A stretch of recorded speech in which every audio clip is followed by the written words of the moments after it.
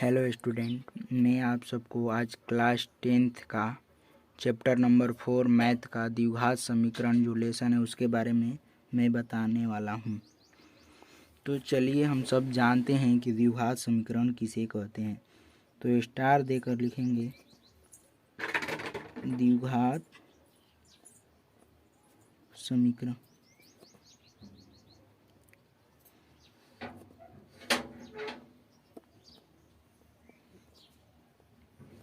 पहले हम जानेंगे द्विघात समीकरण किसे कहते हैं। तो लिखेंगे वह समीकरण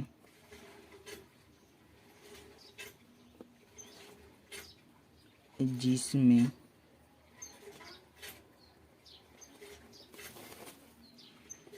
चर राशि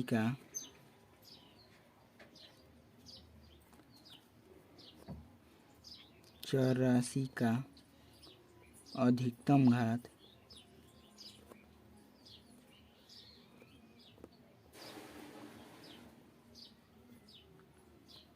2 हो तो द्विघात समीकरण कहते हैं।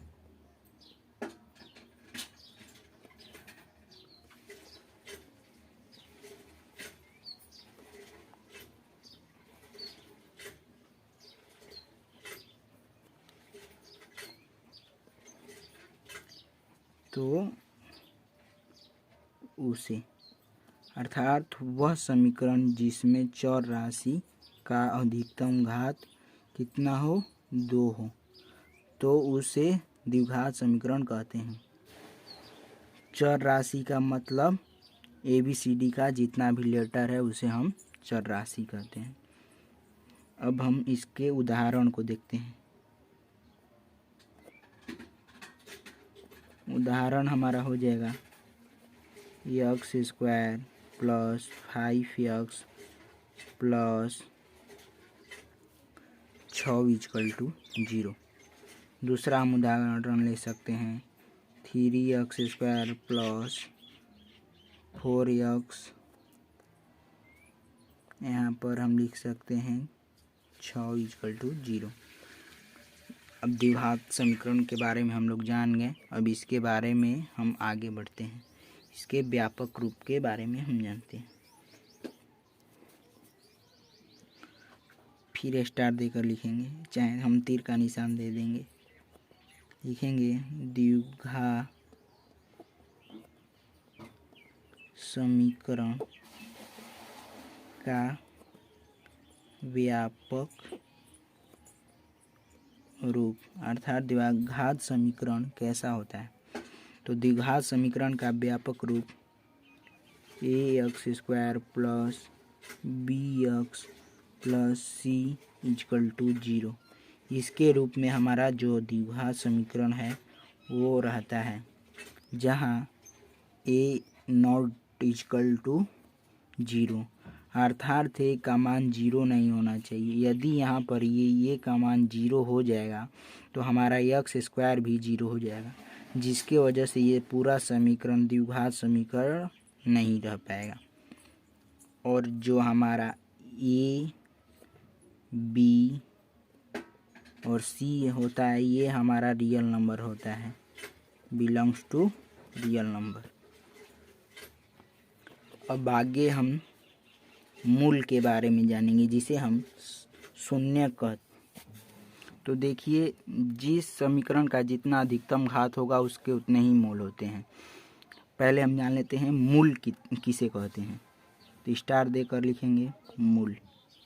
मूल का हम परिभाषा आप सबको बताते हैं। तो लिखेंगे वह चर राशि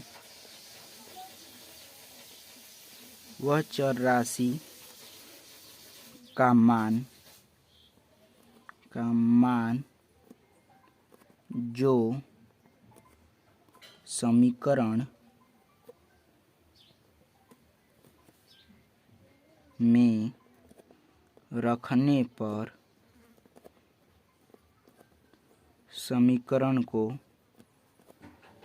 शून्य बना देता हो।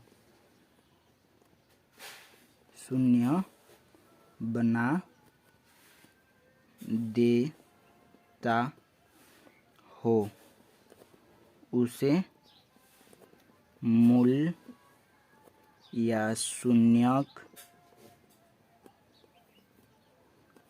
कहते हैं। अर्थात मान लीजिए कोई समीकरण है एक्स स्क्वायर प्लस मान लेते हैं हमारा 25x और प्लस 156 है, ये है। तो इसका हमारा शून्य कैसा होगा कि कोई भी मान हम x की जगह पर रखें और वो हमें इस 0 के बराबर प्राप्त हो। तो इसका शून्यक हमारा देखिए क्या हो सकता है। तो इसका हम -12 और -13 रखेंगे तो इसका ये समीकरण 0 बना देगा। आप इसको रख कर चेक कर सकते हैं। अब हम शून्यक के बारे में जान लिए, अब जानेंगे द्विघात समीकरण के मूल कितने होते हैं। मैंने तो आपको बता दिया ही है, जिसका अधिकतम घात होगा उतने ही उसके मूल होंगे। तो द्विघात समीकरण के कितने मूल? 2 मूल होंगे, जिन्हें हम अल्फा और बीटा द्वारा सूचित करते हैं। अल्फा और बीटा द्वारा सूचित करते हैं द्विघात समीकरण के मूल। द्विघात समीकरण के 2 मूल अल्फा और बीटा होते हैं। ठीक, अब हम देखिए इसका एक रूल है, मूलों का योग अर्थात alpha plus beta equal to होता है -b/a। चूँकि हमने द्विघात समीकरण का व्यापक रूप बताया था आपको, ax² plus bx plus c equal to 0।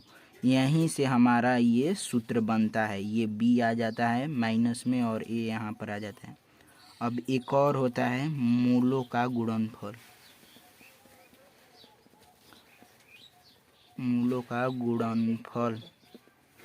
जिसे हम अल्फा और बीटा गुणा कर यहाँ पर मूल अल्फा और बीटा है इसीलिए मूलों का गुणनफल हो जाएगा। और alpha into beta equal to होता है c/a। यहाँ का c आ जाता है और यहाँ का a आ जाता है। ये सूत्र होता है। मूल हमारा अल्फा और बीटा है, मूल बराबर भी सूत्र होता है।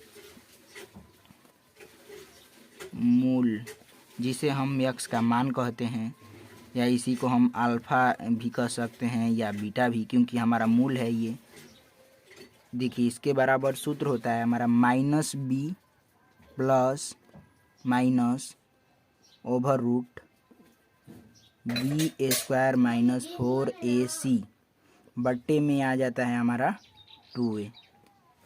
ये मूल बराबर सूत्र होता है -b plus minus over root b² - 4ac। जो ये है हमारा, ये d के बराबर होता है, जिसे हम विविक्तर कहते हैं। उसके बारे में मैं आप सबको अभी बता रहा हूँ।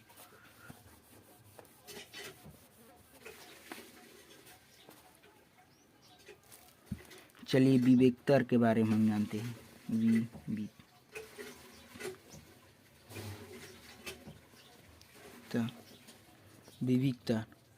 विविक्तर को हम d से सूचित करते हैं और इसके बराबर होता है b² - 4ac, जिसे हम विविक्तर कहते हैं।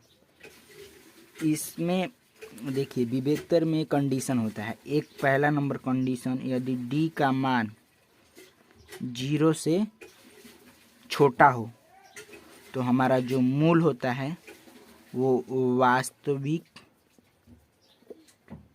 और असमान होता है।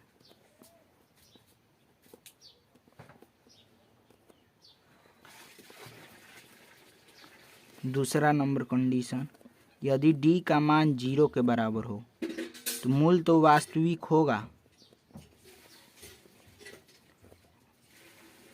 और समान होगा। यहाँ पर असमान है लेकिन यहाँ पर समान होगा।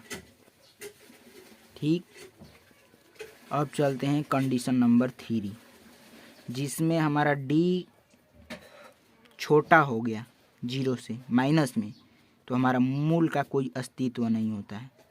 अस्तित्व नहीं होता है, या अर्थात मूल नहीं होता है लिख देंगे, बस उसका कल्पना किया जाता है। इसीलिए हम लोग कितने लोग कहते हैं कि मूल काल्पनिक होता है, कल्पना किया जाता है।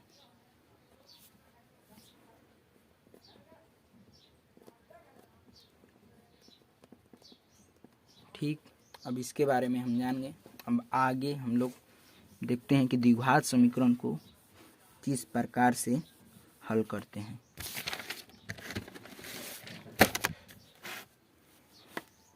देखिए, द्विघात समीकरण को हल करने की विधि। द्विघात समीकरण को हल करने की विधियाँ।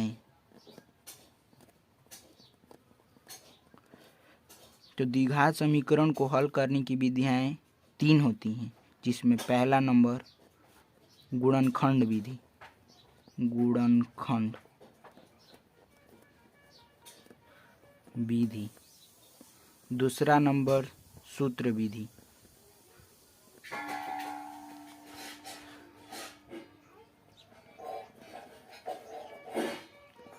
और सबसे लास्ट तीसरा, जिसे हम कहते हैं पूर्ण वर्ग विधि।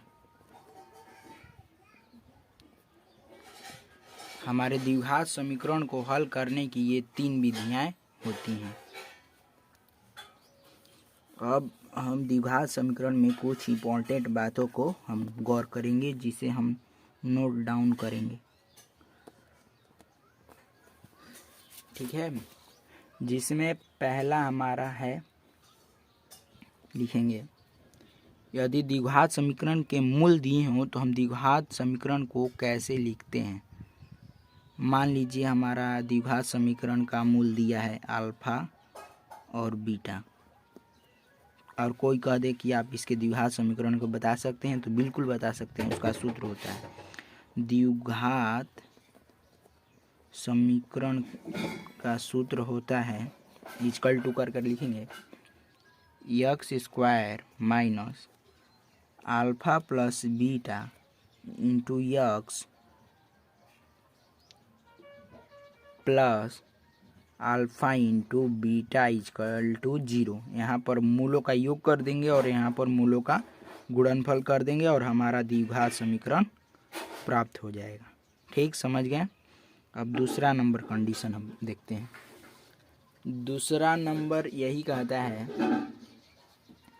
कि मूल को निकालने के लिए हम लोग सूत्र अभी पढ़े थे, वही है दूसरा नंबर रूल, कि x बराबर होता है minus b plus minus over root d, जिसे हम लिखे थे minus b plus minus over root b square minus 4ac equal to 2a।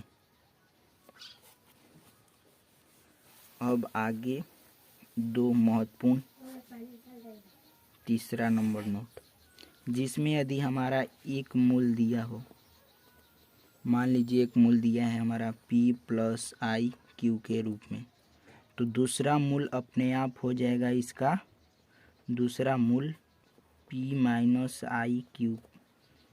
ये अपने से इसका विपरीत होता है मूल। यदि हमारे पास ये है तो हम इसको लिख सकते हैं। अब चौथा नंबर हमारा ये कहता है p प्लस रूट क्यू यदि पहला मूल है, तो दूसरा मूल हम लिख सकते हैं p minus over root q. यदि ये मूल है तो ये मूल होगा। अब हम आगे आप सबको क्वेश्चन देते हैं।